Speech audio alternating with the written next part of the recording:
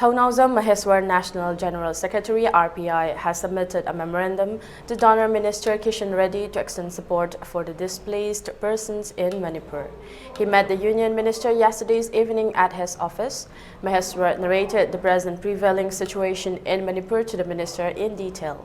He informed to the minister about the displaced persons who have lost their houses, properties and wealth during the 7-month-long crisis in Manipur. He informed to the minister even though individuals, civil society organizations and state government are extending help to them, but that is not enough for them. As such, he drew the attention of the minister to take up necessary action as earlier as possible.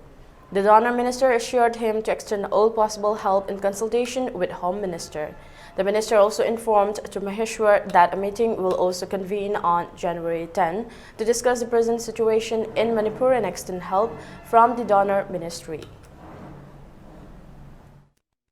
Saying Naragadi, Yum the Suhanjalanba plus Yum the Hanjan, but the Natabida, Agi, Leramba, Sen Tum Chahike, Changdana, Sen Talamba, Makui business, Torambadi, Sen Talama, Tunjan Laga Talamba, the Sarkar Tabak Taurakanda, Talamba, entrepreneur Kiama, the Gitabak Chamcham, Tabak Chusaraka, Kiadagi, Tunjan Laga Tamupa Sale do, May Chakpa to the Loy Graban, Ayamba, Haitari, who's really came the lady Baneba. Aduna. Koigi development of northeastern region gi site gi kai toba yage haibandigi aina cherol ama pisal lakam request tawjaba matamda mahakna haibirapada yam kana khanari handaki lakliba tang tara sida koigi minister home ministry gi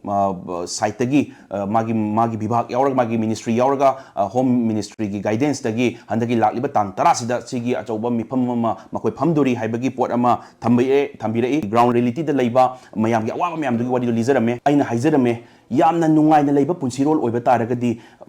matam se khangau yai adubu yamna wana leiba punsirol oiragadi taseina minute amagi value minute ani gi value se makoi da leramgani maramdi kari kino habi matam se kumain hogi doino akoi tungi punsi kadi dogdori ai ichai su se kumain togdori akoi yum se kumai hanjandori bano haibagi every fraction of seconds se makoi da khalam gani ba aduna sarna thengda dabida meeting tawgada bado phazan tawbiro aduga resolution am pass tawraga yam thuna makoi sigi future amma yamna protected oiba yamna protected oiba future amma oinaba amta hona bio sargi site gi sargi ministry gi